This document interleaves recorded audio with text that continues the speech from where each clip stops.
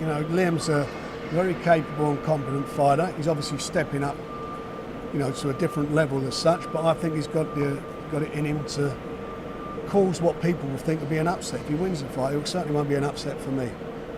And you've been with Liam the last 48 hours. How's he seemed to you? Because earlier in the week he didn't seem phased at all and was enjoying every moment of the build-up. No, his attitude and his temperament is brilliant. You know, he really does feel that he's going to win this fight. You know, he's got a winning attitude. He's got a great attitude.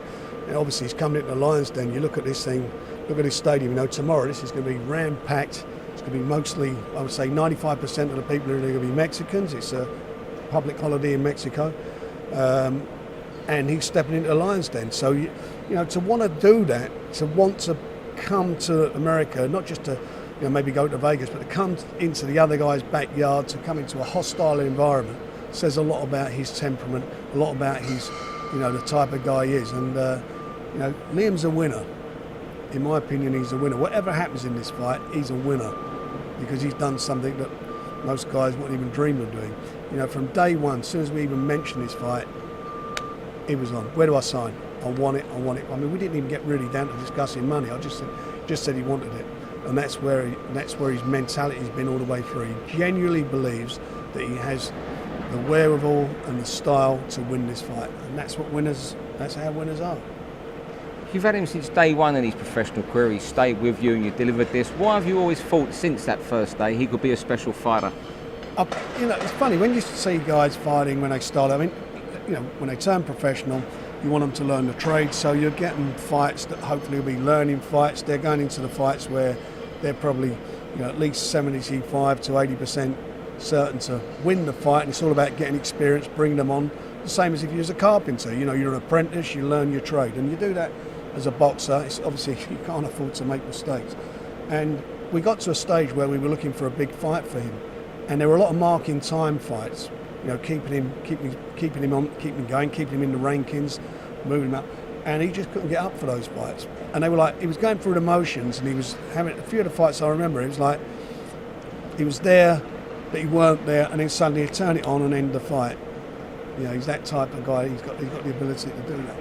As soon as you get to a challenge, and he's up for it, and there's no bigger challenge than this. Coming to defend your title against Canelo in his backyard is a big call, but he's up for it, and I think he's one of those fighters that rises to the occasion. I think he's one of those guys. The bigger the challenge, the more he's up against, the more you get out of it. With Canelo, this part of the world is just in love with him. You've never been quite unsold on him as many people have you? Well, I think around the same time as him and Broner started together, I certainly was never sold on Broner. I always thought he was overhyped. Canelo's he's a much better fighter than I thought he was, and I know I sort of be disingenuous to him. I mean, I've watched all his fights. I mean, I've had lots of his fights on BoxNation. I think the thing about him is that there are chinks there in his armour. He's got to become a better fighter, but there are chinks there, and I hope and believe that Liam can exploit them. Is there a chance he might be overlooking Liam and thinking towards the Triple G fight next November, which has been the talk of the week, really? Hope so. I mean, when we made the fight, I mean, they were talking about, we'll make this one, then fight Billy Joe next. So that's their mentality. Oh, it's great, terrific. I'm thinking, you'll be wanting a rematch afterwards. But that is great that they look at it that way, because they're looking, this would just be a marking time fight. Go in with an attitude, that's fabulous. I like that. I mean, I hope that's. I don't believe that is the case now, because I think, as a few people have actually said, when Liam was out here sparring in gyms, when he was in Freddie Roach's gym, the reports that now come back to him, I think they're taking this far more seriously than they thought it was going to be.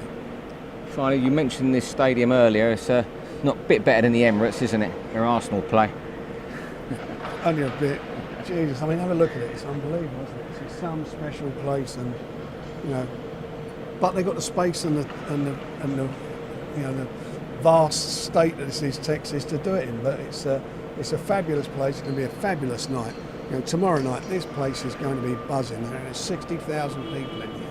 That's a massive crowd, isn't it? And it's going to be, it's going to be fantastic. And I just hope we come away with a British win because we need one, especially after the way Arsenal played last week. Canelo Alvarez beat Amir Khan,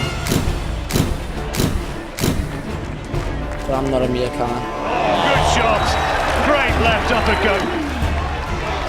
Beauty, absolute beauty, the left hook. I'm a bigger man. Great punches from Smith, two savage body shots. I'm a stronger man. Counted out in the second round, and the power of Smith could have got her, but he didn't fancy it. And I'm the world champion. But he's gone, it is all over, and Liam Smith is champion of the world.